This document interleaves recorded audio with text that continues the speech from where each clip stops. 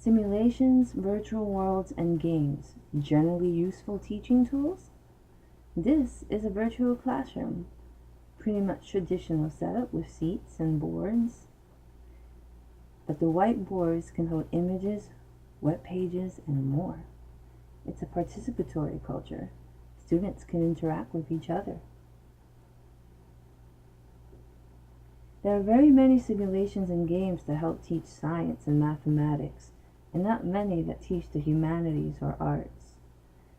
Exploring virtual engines, volcanoes, and cells, or playing science games like Fold It allows students to see and try things that traditional learning methods cannot show, like the solar eclipse. Scotchy mentions game-based virtual worlds can enable new modes of collaborative experience in science, technology, and engineering domains.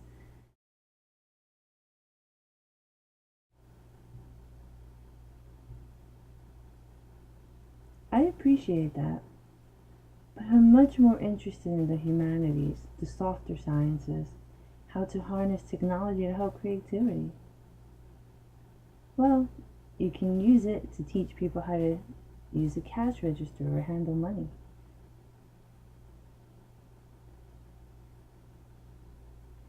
It's a trick to teaching math. Make it fun.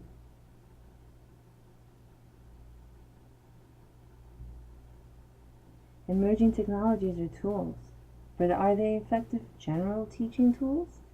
Can they help the imagination and not hinder it? Robinson goes into detail on a quest to learn school that is all about using games as teaching tools. Here, you can even play virtual chess. However, Robinson's not blind to potential faults.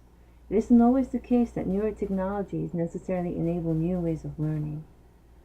But what about this? Immerse yourself in history. Instead of just reading about it, explore it in 3D. I like this. It makes sense to wonder how simulations, virtual worlds, and games can be useful. They can be engaging, motivating.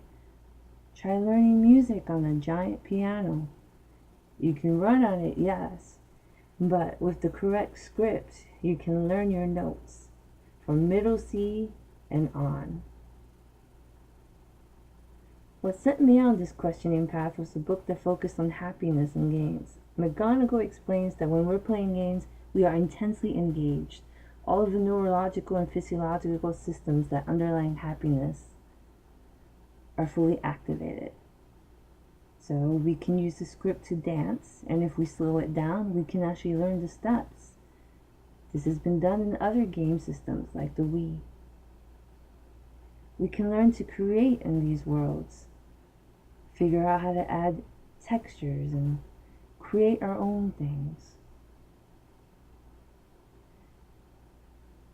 And as we explore, perhaps the muse can hit us. If learning is properly set up as a game, then students will be happy and motivated to learn. One thing that can't be denied is that virtual worlds and some games are participatory cultures. While I'm alone right now, I don't have to be. Others can always join in. And perhaps we can create a story together or a piece of theater. This could be a Shakespeare garden, and I could be reciting Romeo and Juliet. This place, after all, is free and open to all. Other authors have looked deeply into how education can occur in virtual worlds and games. Learners let loose to explore the world, collaboratively learn how to solve problems. The resulting culture of participation infused with pervasive learning makes virtual worlds dynamic learning environments. How does learning in a 3D environment work? Part of the answer is situated cognition. Collins defines it as learning knowledge and skills in context that reflect the way they work in the real world. Here we have another classroom, set up a bit as an auditorium with a microphone. Those that are musically inclined could actually teach perhaps singing. Or we could do more theater here.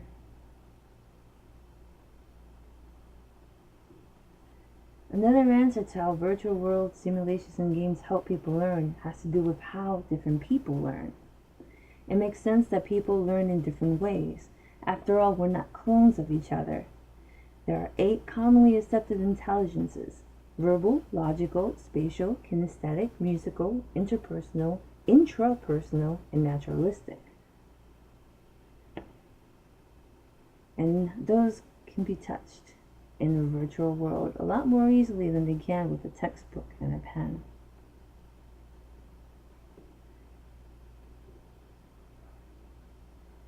Virtual worlds and games and simulations have media, they have sound, they have video, they have interactivity. They have these avatars that we can personalize. They have movement. They feel alive. Digital realms cater to multiple intelligences and as such can reach more students effectively. When creating lesson plans, an instructor can draw upon the psychology of learning and use emerging technologies to reach students. A really good educational visual technology and a video should speak to several of these intelligences. This is Second Life. It's a virtual world, and anyone can be free to explore it. Logical intelligences can be catered to here via problem-solving simulations and math puzzles, which can be found in different sections of this realm. Interpersonal intelligence comes out through collaborative learning. There are forms related to the Second Life that students can reach at any time.